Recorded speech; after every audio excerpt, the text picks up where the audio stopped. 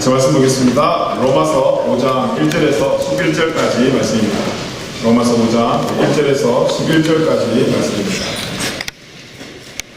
한 절씩 교독하고 마지막 절 같이 읽었으면 좋겠습니다. 로마서 5장 1절에서 11절까지 말씀입니다. 그러므로 우리가 믿음으로 의롭다 하심을 받았으니 우리 주 예수 그리스도로 말미암아 하나님과 화평을 누리자. 그로 말미암아 우리가 믿음으로써 있는 이 은혜에 들어감을 얻었으며 하나님의 영광을 바라고 즐거워합니다. 다만 이뿐 아니라 우리가 환난 중에도 즐거워하나니 이는 환난은 인내를 소망이 우리를 부끄럽게 하지 아니함은 우리에게 주신 성령으로 말미암아 하나님의 사랑이 우리 마음에 부은 바 됨이니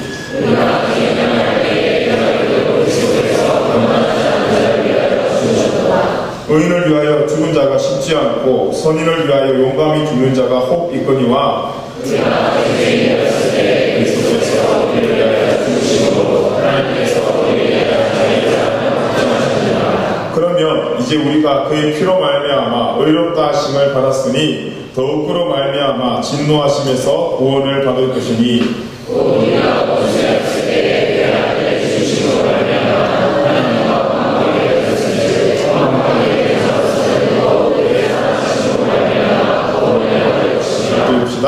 그뿐 아니라 이제 우리로 화목하게 하신 우리 주 예수 그리스도로 말미암아 하나님 안에서 또한 즐거워하느니라. 아멘. 아멘.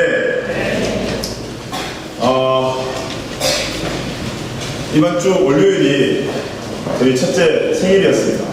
그래서 물어봤어요. 민준아, 이 생일이니까 내가 3가지 소원 들어줄게. 서로 한번 이야기해봐. 라고 이야기했더니 첫째 애가 첫 번째 소원이 아빠랑 놀기였어요. 아빠랑 놀고 싶어. 두 번째 소원은 뭐야? 그러니까 옆에 있는 동생을 그윽하게 바라보더니 아빠, 원준이도 선물 하나 사줬으면 좋겠어. 그럼 마지막 세 번째가 이제 남았잖아요. 그래서 민준아, 너 지금 아직 이 선물 이야기 안 했어. 라고 이야기하니까 이제 이야기할 거야. 세 번째 소원은 자기 선물 받는 거죠. 그 이야기를 듣는데요, 마음이 너무 막 뭉클해지고, 이 성경 구절에 그 말 있잖아요. 먼저 그의 나라와 의를 구하면 이 모든 것을 내게 더한다고. 그래서 선물을 2개 사줬어요. 그래서 선물을 첫 번째 2개 사주는데 5월달인 생일인 우리 둘째가 저를 쫓아다니면서 아빠, 나한테도 좀 물어보래. 그래서 뭘? 그러니까 나한테도 소원 3가지 물어보래. 5월달에 물어볼게. 지금 물어보래. 그래서 뭔데?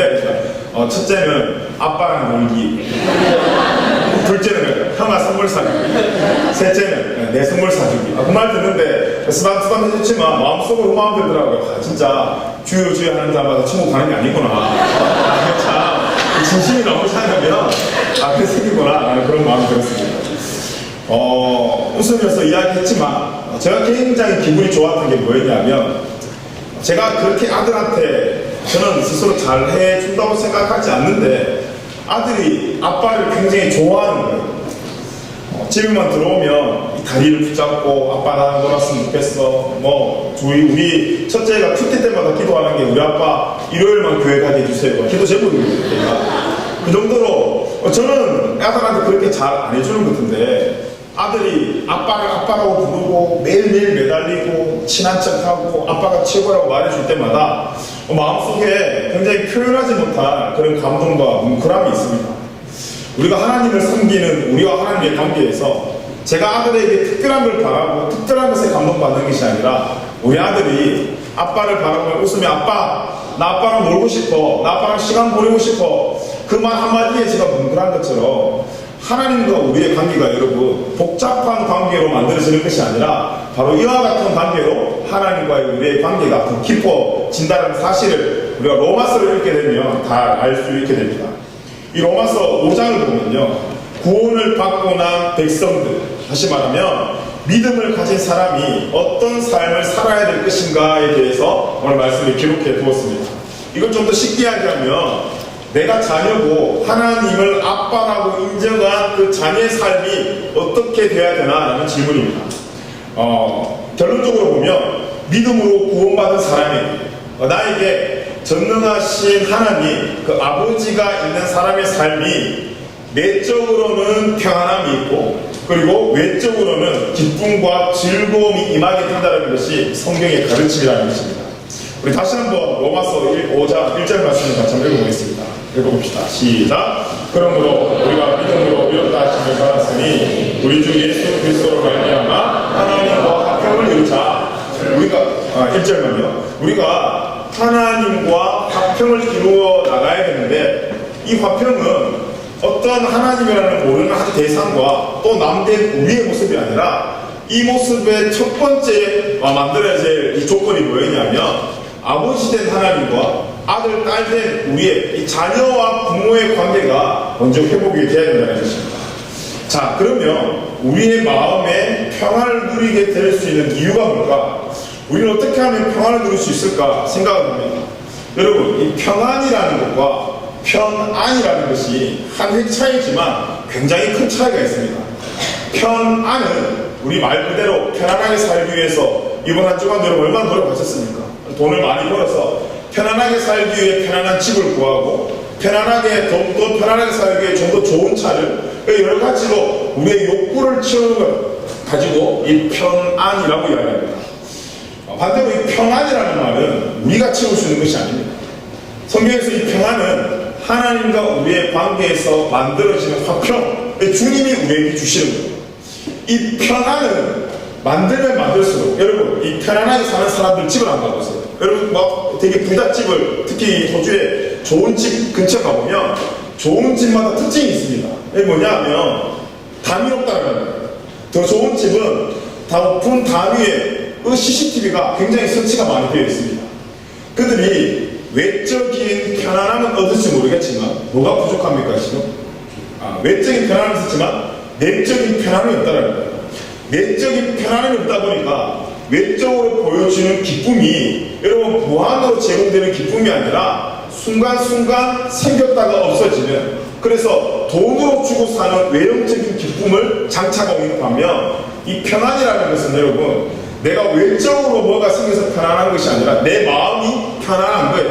내 마음에 평안이 많은 거예요. 다시 말하면 내 마음속이 고아와 같았던 험한 우리 마음속에 예수 그리스도가 가득 찼더니, 그 예수 그리스도가 내 삶을 인도하시고 또 예수 그리스도와 나와 함께 하시는 그 믿음이 생겼더니, 내 일생에 일어나는 많은 일들이 나에게는 더 이상 어려움이 아니더라는 거예요. 그래서 예수 믿는 사람, 특별히 성경에서 말하는 성도는 외적인 것을 충족시키면 내적인 부분이 회복되는 것이 아니라 오히려 반대로 내적인 부분이 회복되었을 때 외적인 부분들을 이겨낼 수 있다는 것입니다.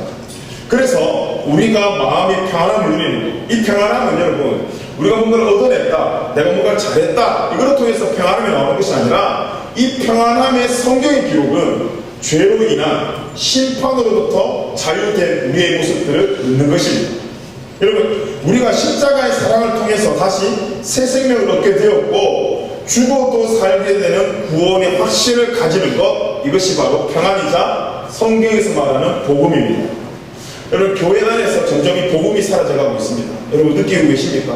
십자가의 사랑을 강조하고 예수 그리스도의 보혈의 피와 구속의 은혜를 강조하기보다 우리가 열심히 예배하고 우리가 열심히 봉사하고 우리가 열심히 기도하고 찬양하고 예배하면 우리 삶 가운데 평안이 임한다, 그렇게 우리가 많이 알고 있고 그런 식으로 나누어 가고 있습니다. 그런데 평안의 조건에 그것이 어느 정도의 도움이 될 수 있을지는 모르겠지만, 평안의 본질은 저와 여러분에게 있는 주님이 주신 차별 없는 평안의 본질이 뭐냐면, 죽을 수밖에 없던 죄인된 우리가 예수 그리스도의 십자가의 보혈의 피로 말미암아 구원받았다는 것입니다. 여러분, 교회가 선포해야 되고 성도가 선포해야 될 복음이 바로 이 복음입니다. 죽을 수밖에 없던 우리가 누구를 통해서요? 예수 그리스도를 통해서 회복되었다는, 구원이 되었다는, 그리고 그렇게 하나님께서 지금도 날 사랑해 주시고 안아주시고 그렇게 안아주시는 그 아버지가 나에게 있다는 것입니다. 그리고 그것이 마음속에 믿음으로 장착이 되면 이제 겉으로 즐거움과 기쁨이 드러나는 것입니다. 우리가 지금 계속 나누고 있는 이 빌립보서 주제가 뭡니까? 큰 주제가 이 기쁨 아닙니다. 빌립보서에서도 주 안에서 항상 기뻐하라라고 그 기쁨과 즐거움을 강조를 합니다. 왜 이 기쁨과 즐거움을 강조하냐면, 그 빌립보서를 쓴 저자인 바울이 지금 어디 있냐면 감옥에 있어요. 외적인 걸로 봤을 때는 최악의 상태에 있지만 그 내적인 마음속에 뭐가 있냐면 그리스도에 대한 확신과 믿음 사랑이 너무 가득 차 있는 거예요. 그 마음속에 믿음과 사랑이 가득 차 있으니 이게 넘쳐서 바울의 삶 가운데 기쁨으로 나타나는데 이 기쁨이 결국 뭐라는 거냐면 성도가 이 세상을 살아갈 때 그리스도를 믿는 사람들의 표라는 겁니다. 그래서 우리가 이 기쁨, 주 안에서 기뻐하라, 이 기쁨은 내 삶에 무언가가 생겨서 기뻐하는 것이 아니라 넘치는 내 안에 내주하고 계시는 예수님의 사랑이, 그 그리스도의 복음이 회복되었을 때 나오는 기쁨을 이야기하는 것입니다. 오늘 이 로마서 5장에 보면 성도에게 어떤 즐거움이 있어야 되는지 이 두 가지를 압축해서 이야기하고 있는데, 첫째는 하나님의 영광을 바라보면서 즐거워하는 것, 그리고 또 쉽게 이야기하면 예배에 대한 즐거움을 이야기하는 겁니다. 두 번째는 환난 중에서도 기뻐하는 것입니다. 이 두 가지 즐거움이 믿음을 가진 성도들의 특징이라는 거예요. 먼저 우리가 예배의 즐거움에 대해서 한번 살펴보면 오늘 로마서 5장 2절 말씀입니다. 우리 같이 한번 읽어보겠습니다. 시작. 또한 그로 말미암아 우리가 믿음으로 서 있는 이 은혜의 결과를 얻었으며 하나님의 영광을 바라고 즐거워하느니라. 네, 이 말씀이 뭐냐면 예배를 드리면서 즐거워한다는 뜻입니다.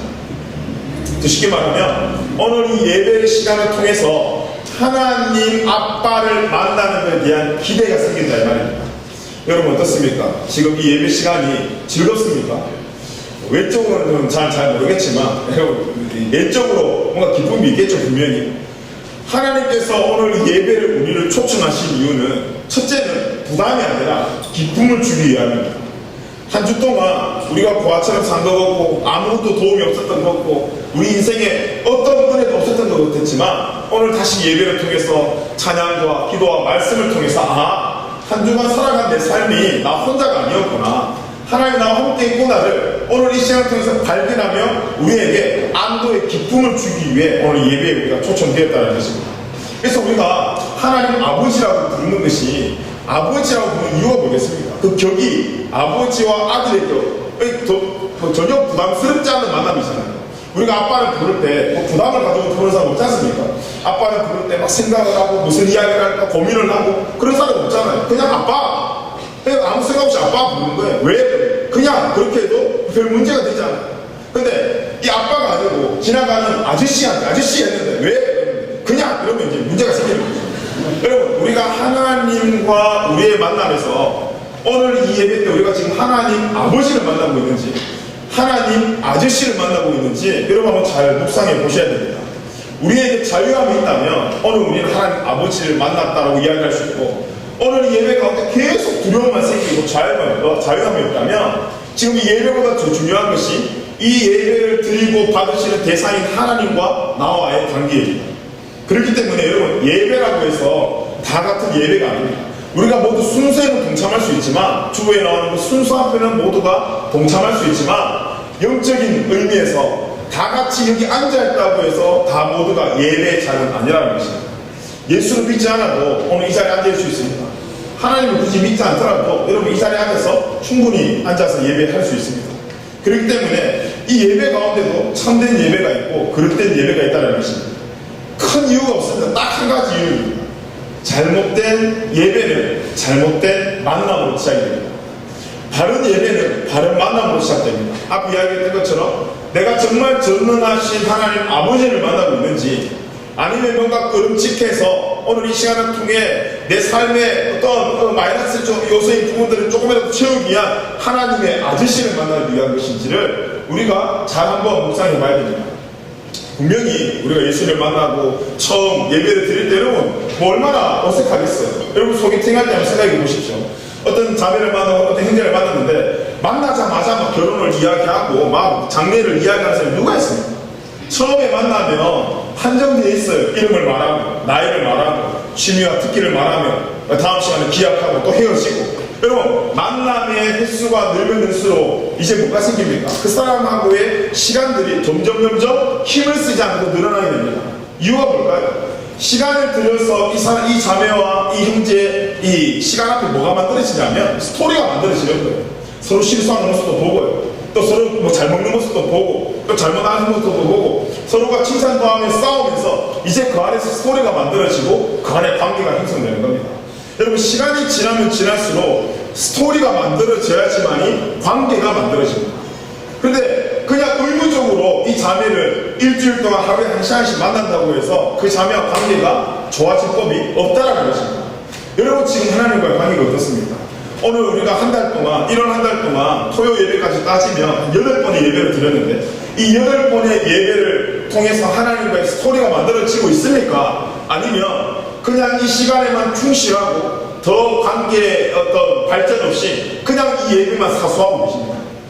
오늘 하나님께서 이 예배를 부르신 이유는 그런 형식에 우리를 가둬놓고 자, 1시 시작됐으니까 예배 시작해, 자 3시에 땡 끝났어 이제 집에 가, 이걸 원하시는 것이 아니라 오늘 이 예배를 통해서 하나님과 여러분 관계에 스토리를 만들어내기를 원하신다는 것입니다. 그 스토리가 만들어내야지만이, 그래야지만이 이 예배 앞에 우리의 예배의 목적과 본질이 바로 세워진다는 것입니다. 참된 예배가 하나님의 임재가 있기 때문에 그 하나님의 사랑을 느낌으로 우리 안에 기쁨과 감격이 생긴다는 것입니다. 그런데 형식적인 만남이 어떻게 시간을 들인들 그 안에 기쁨이 생기고 감격이 생기겠습니까? 로마서 5장 5절 말씀해 보니까 이런 말씀이 있습니다. 우리가 잘 읽어보겠습니다. 시작. 소망이 우리를 부끄럽게 하지 아니하면 하나님의 사랑이 우리 마음에 부은 바 됨이니, 참된 믿음으로 예배 드리는 사람은 하나님의 사랑이 부은 바 되어서 흥분이 있고 기대감이 있고 자유감이 있다는 것입니다. 부모를 만나는 자녀의 모습을 한번 생각해 보십시오. 얼마나 자유롭게 만납니까?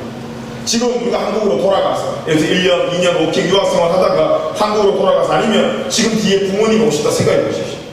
마찬가지 참된 믿음으로 드리는 예배에는 성령님만의 자유로움이 있고 기쁨과 기대가 있다는 것입니다.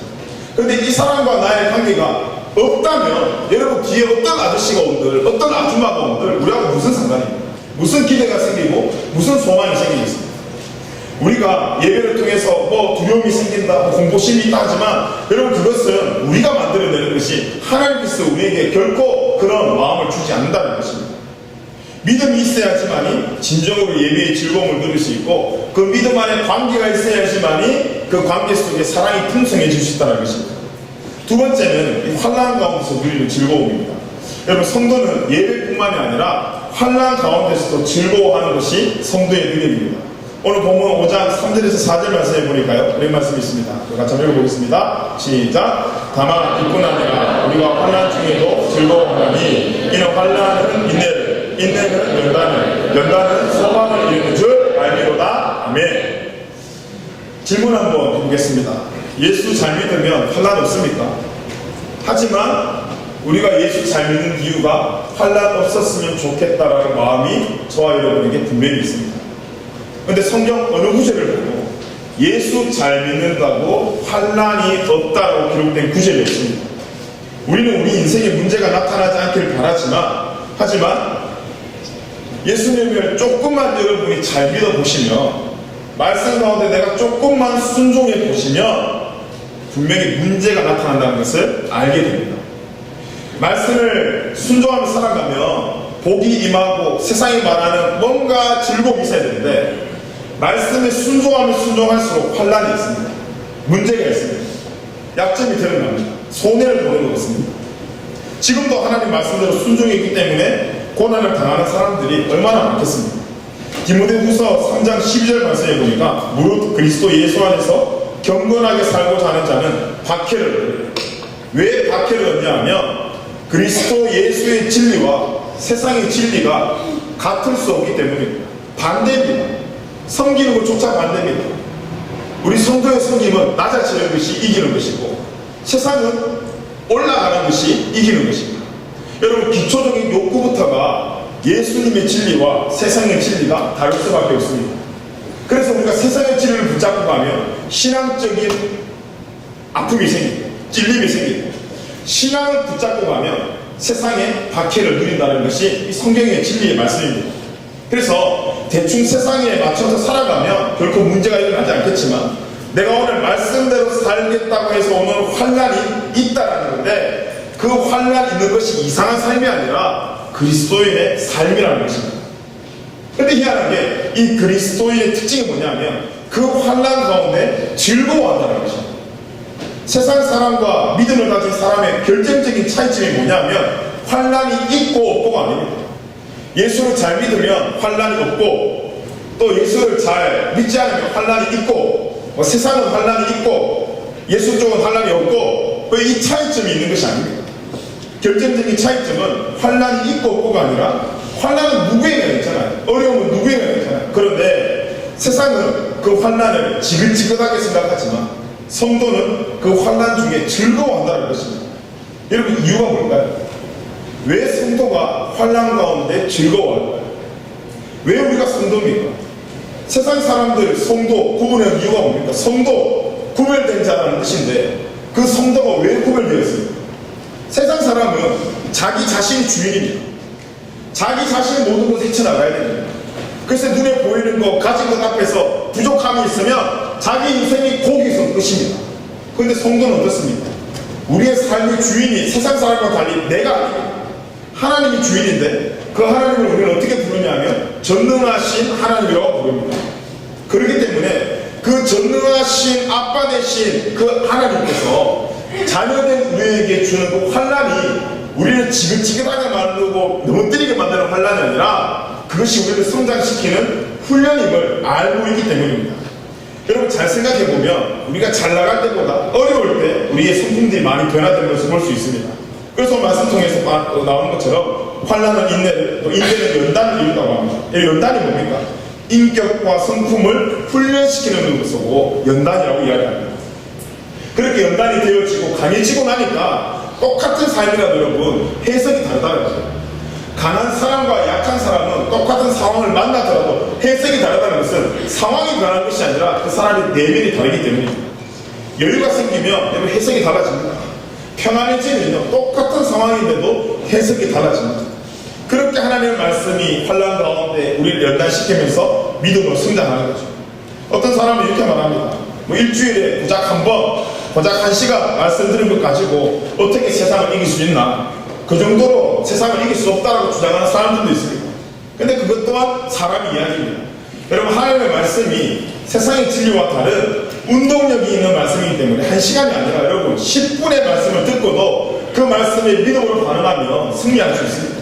그뿐 아니라 단 한 구절의 말씀 앞에서도 내가 믿음으로 반응하면 승리할 수 있습니다.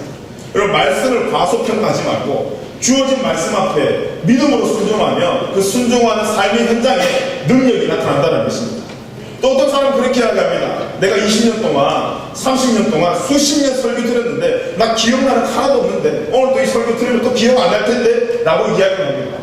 근데 그건 어디까지나 그 사람 기억력의 문제입니다. 그렇지 않습니까? 솔직히 저도 38년 39년 동안 이것저것 많이 먹고 살았지만 제가 일주일 전에 뭐 먹었는지 기억 안 납니다. 그런데 일주일 전에 무언가를 먹었기 때문에 제가 지금 이 생명에 존재하고 있는 거 아닙니까?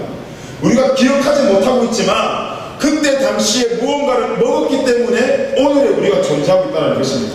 그래서 오늘의 식사는 내일을 위한 것이 아니라 오늘 내가 먹은 이 점심 식사는 오늘 오후를 충성되게 잘 살아가는 에너지로 쓰인다는 거죠. 그래서 오늘이 우리에게 주시는 이 말씀은 내일을 위한 것이 아니라 오늘 주시는 이 말씀을 통해서 내가 오늘을 충성하고 살아가는데 꼭 필요한 영적 양식이라는 것입니다.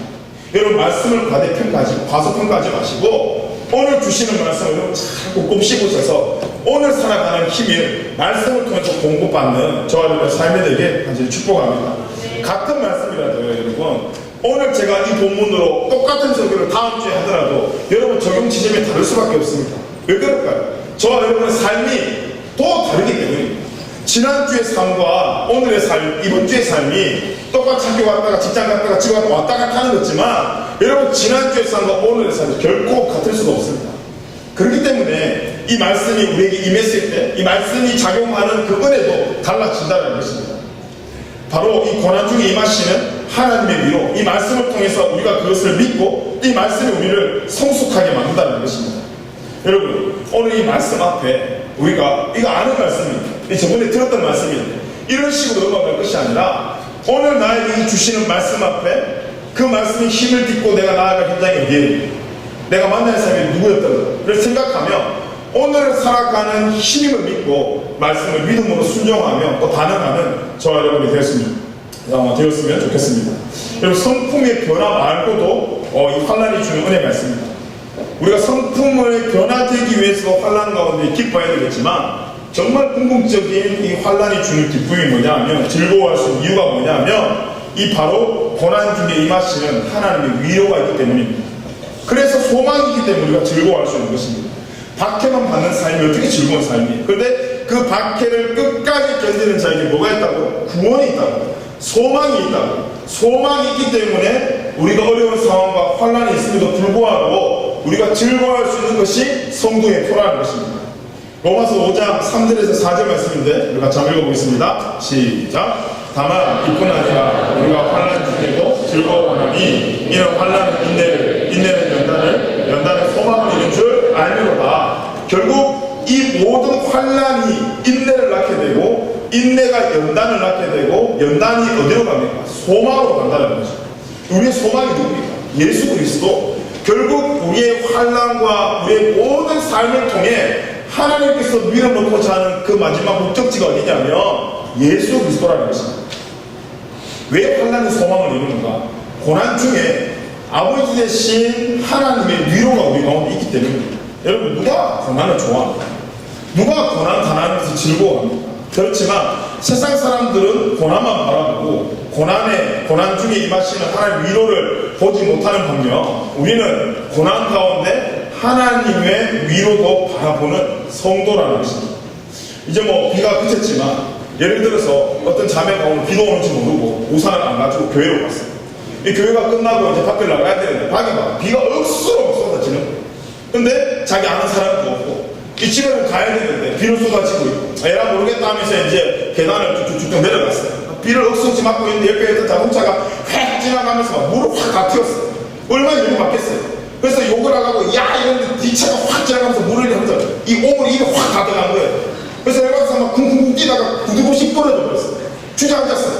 여러분, 그 자매 마음이 어떨까요? 아이씨, 오늘 괜히 왔다는 마음 들지 않겠습니까?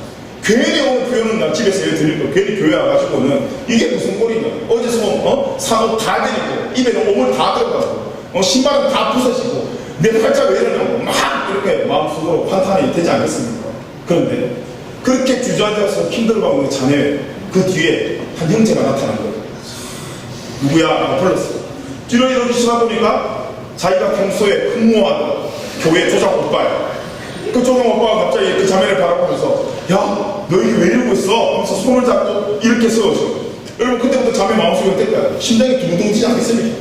근데 그 오빠가 갑자기 젖은 그 자매의 모습을 보고 자기의 자켓을 벗어서 그 자매 어깨에 싹 덮어줍니다. 그 자매가 얼마나 또 감동이 있겠습니까? 거기서 끝나는 게 아니에요. 자, 너 춥지? 우리 저희 가서 커피 한잔 하면서 이제 오빠를 데리고, 오빠가 그 자매들 커피숍으로 가는 거예요. 교회에서는 인기가 많아서 그 자매들이 많이 둘러싸여가지고는 삐지고 들어갈 자리가 없었는데, 오늘 이 오빠가 예수님처럼 찾아가자고 자기를 데리고 카페를 가는 거예요. 이 카페에 앉아가지고 뭐 하겠습니까? 오늘 커피만 먹겠어요? 이런저런 이야기하는 거예요. 오빠는 어때요? 일 어떠니? 뭐 하면서 이제 이야기를 다 하고, 몸이 어디고 녹았을 때쯤 너 집이 어디야? 그러니까 나 어디에 살아요? 그럼 내가 너 태워줄게 하면서 또 오빠가 또 잘생긴 거 하는 게 아니라 차도 있어. 뿅뿅하더니 또 차를 태워가지고 자매를 실어가지고 집에까지 간단 말이에요. 그 집에까지 도착을 했어요. 그 자매를 딱 내려주면서, 오늘 감기 안 걸리게 잘 치워라 하면서 차 안에서 비타민 하나 꺼내줘서 먹여주면, 여러분, 그 자매 마음이 어떻겠습니까? 분명히 교회 앞에서 옷 다 벌리고 입에 오물 들어가고 구두굽 부러지면서 나 오늘 교회 괜히 왔다라고 생각했는데, 여러분, 그 순간 자매 마음이 어떻겠습니까? 이래서 오늘 하나님께서 날 교회를 부르셨구나. 하나님 교회 정말 잡았다. 이게 하나님 일하시는 때인가? 고백만 해라. 만약에 오늘 무조건 내 살이라. 뭐 그런 마음 하지 않았습니까? 이전에는 온갖 부정적인 생각을 갖고 있다가 그 오빠의 따스한 손길의 터치에 임해서 갑자기 긍정적인 생각이 막 물려온다는 거예요. 이때 계속해서 그 자매가 폭우로 인해 겪은 그 처절한 자기의 상황, 자기의 고난들 생각하며 묵상하겠습니까? 물론 오늘 그 자매는 고난을 받은 날입니다. 제5부터 날이었어요. 그럼에도 불구하고 무언가 의미 있는 생각을 생각하며 여러분 만족감에 기대감에 심장이 벌렁벌렁거려서 그날 잠이나 제대로 자겠습니까? 그 오빠가 나에게 가서 옷을 덮어주고 또 신발을 벗어주고 뜨거운 커피를 사줘주고 차를 태워서 집에까지 데려다 주고, 여러분 그 자매 앞에서는 평생 잊지 못할 날 아니겠습니까? 이런 날은 앞에 아무리 큰 고난이 있어도 고난으로 느껴지지 않습니다. 왜 그렇습니까? 그 뒤에 그 고난을 덮을 만한 위로가 더 크기 때문입니다. 환난 중에 임하는 하나님의 위로가 오늘 이 자매가 받은 위로에 비할 바는 아니지만, 하지만 우리가 고난 중에서 소망을 바라보는 것은 그 이후에 우리를 위로해 주실 하나님의 은혜가 있다는 사실을 우리가 믿기 때문입니다. 하나님께서 우리에게 부어주시는 위로의 능력을 알아야 된다는 것입니다. 그래서 욥기 23장 10절 말씀에 보면 욥이 이런 말을 합니다. 그러나 내가 가는 길은 그가 아시나니 그가 나를 단련하신 후에는 내가 순금같이 되어 나아오리라.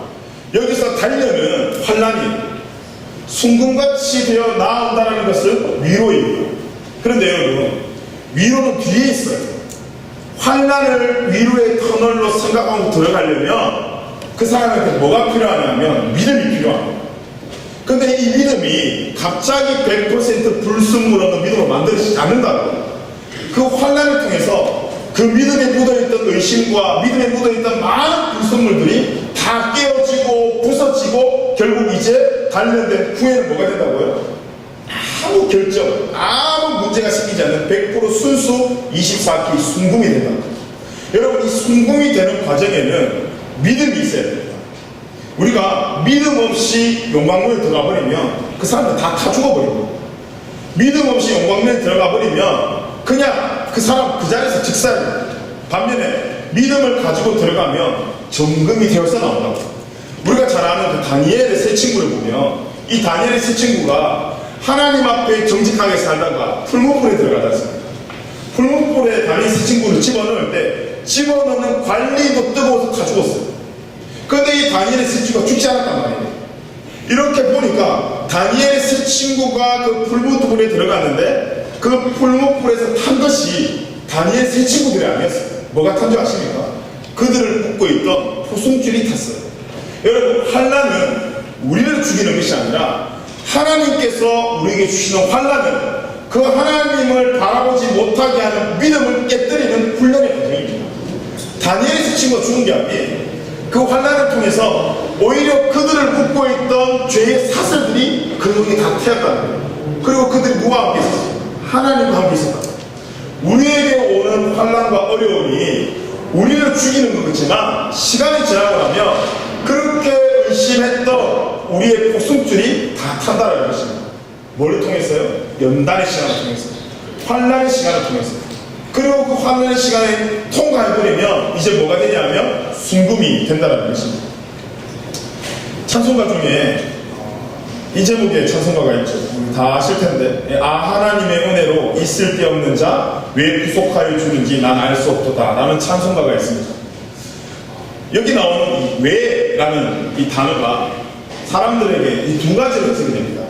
첫 번째 왜는 우리가 잘 아는 것처럼 항의하는 것입니다. 왜? 내가 이거 왜 해야 돼? 내가 뭘 잘못했는데 하며 말하는 그 왜입니다. 하나님은 우리가 그렇게 항의할 수 있습니다. 하나님, 왜 나에게는 고난이 있습니까? 왜 약간 저 인간은 더 흉통하게 살고 왜 저는 이렇게 어렵게 살고 있습니까? 하나님, 나는 이렇게 새벽기도 열심히 하고 기도 이렇게 열심히 하고 예배생활 이렇게 잘하는데 왜 하나님 저에게는 이런 어려움들이 생깁니까? 왜 나는 취직이 안 됩니까? 왜 나는 돈을 벌지 못합니까? 왜 나는 인생의 문제가 해결되지 않습니까? 라고 수많은 왜로 항의를 합니다. 그런데 오늘 이 찬송가를 만든 시인의 왜는 항의의 왜가 아니라 감격의 왜입니다. 그럼에도 불구하고 하나님, 왜 저 같은 놈을 구원하셨습니까? 왜 나 같은 사람에게 이런 은혜를 주십니까? 저만큼 하나님을 핍박하고 저만큼 하나님을 불신하는 사람이 없는데 왜 그럼에도 불구하고 하나님 오늘 이 시간 날 찾아오셔서 나에게 은혜를 주시는지 저는 도무지 알 수가 없습니다. 그리고 찬송가의 마지막 구절, 내가 믿고 또 의지함은 내 모든 형편 잘하시는 주님 늘 돌보아 주실 것을 나는 확실히 아니. 여러분, 이 왜라는 단어 앞에 믿음이 없는 사람은 항의하게 되고 믿음이 있는 사람은 감격하게 됩니다. 여러분, 우리의 삶이 매 순간순간 일어나는 많은 상황 앞에 항의하는 믿음 없는 삶이 아니라 감격하는 믿음의 삶을 살아가는 저 여러분의 삶이 되길 간절히 축복합니다. 하나님은 우리의 모든 형편을 누구보다 잘 아십니다. 그래서 누구보다 우리를 더 잘 돌보아 주십니다. 이것을 확실히 아는 한 주가 저와 여러분 한 주가 되길 간절히 축복합니다. 그리고 우리 모든 예배자들이 우리를 가장 잘 아시는 하나님의 그 위로로 넘치는 은혜를 누리고 살아가는 저와 여러분 삶이 되길 간절히 축복합니다. 여러분, 겉이 기뻐야 속이 기쁜 것이 아닙니다. 우리 마음속에 그 기쁨 대신 예수 그리스도의 복음의 말씀이 믿음으로 채워졌을 때 우리 겉사람이 기쁠 수밖에 없는 삶을 살아갈 수 없다는 사실을 오늘 우리가 말씀을 통해 확인했으니 확인만 하고 끝나는 것이 아니라 오늘 말씀 앞에 하나님 내가 한번 순종해 보겠습니다. 내 마음속에 다른 것이 아니라 먼저 나를 가장 잘하시는 하나님의 말씀으로 제가 한번 채워보겠습니다.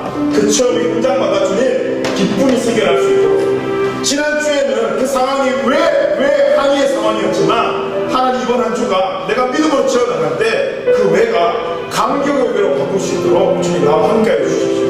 나의 힘을 다해 주십시오. 그래서 내가 하나님 아저씨가 아니라 하나님 아버지, 그래서 내가 그 아버지의 아들임을 딸임을 이번 한 주간 살아가면서 절실히 깨닫고 느낄 수 있는 이런 한 주가 될 수 있도록 지금 함께 해달라고 함께 우리 찬양하며 기도하며 이번 한 주간 그 주님과 함께 승리하며 살아가는 저와 여러분의 삶이 되길 간절히 축복합니다. 이 시간 다리 수행하셔서 함께 찬양하겠습니다. 우리 예수님을 함께 하시네 그렇게 찬양하고 다시 기도하겠습니다.